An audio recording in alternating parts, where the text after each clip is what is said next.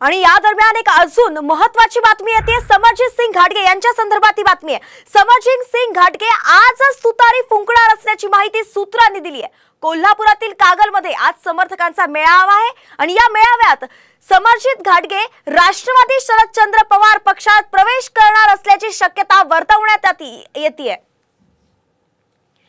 गेल्या काही दिवसांपासून कोल्हापुरातील राजकारणामध्ये खळबळ सुरू होती आणि त्याच दरम्यान समरजित सिंग घाटगे हे भाजपमध्ये नाराज असल्याची चर्चा सुद्धा होती। त्यानंतर ते राष्ट्रवादी शरदचंद्र पवार पक्षाच्या वाटेवर असल्याचंही बोललं जात होतं। त्यालाच आज कुठेतरी त्यावरती शिक्कामोर्तब होणार असल्याचं कळतंय। समरजित सिंग घाटगे आजच तुतारी फुंकणार अशी माहिती साम टीव्हीला सूत्रांनी दिली आहे।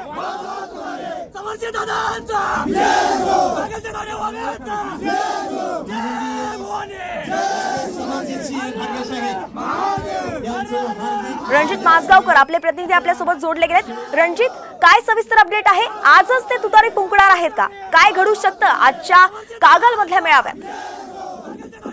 कागलमध्ये समरजित सिंह घाटगे यांच्या कार्यकर्त्यांचा मेळावा सुरू आहे आणि याच दरम्यान जयंत पाटील यांचा फोन समरजित सिंह घाटगेंना आलेला आहे आणि काही वेळातच ते जयंत पाटील आता कोल्हापूर एअरपोर्टवर पोहोचतायत।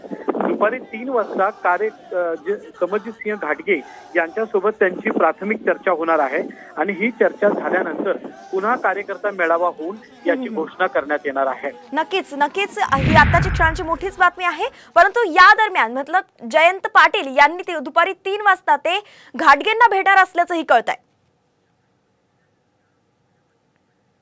या संदर्भातच पुढचा प्रश्न माझा असा आहे की जयंत पाटील दुपारी 3 वाजता घाटगेंना भेटणार आहेत, त्यांच्याशी नेमकं काय चर्चा करू शकतात? या बातमीला दुजोरा दिला जाऊ शकतो का की ते राष्ट्रवादी शरदचंद्र पवार पक्षात येणार आहे, म्हणजे अजून एक कोल्हापुरातून महायुतीला झटका याला आपण म्हणू शकतो का?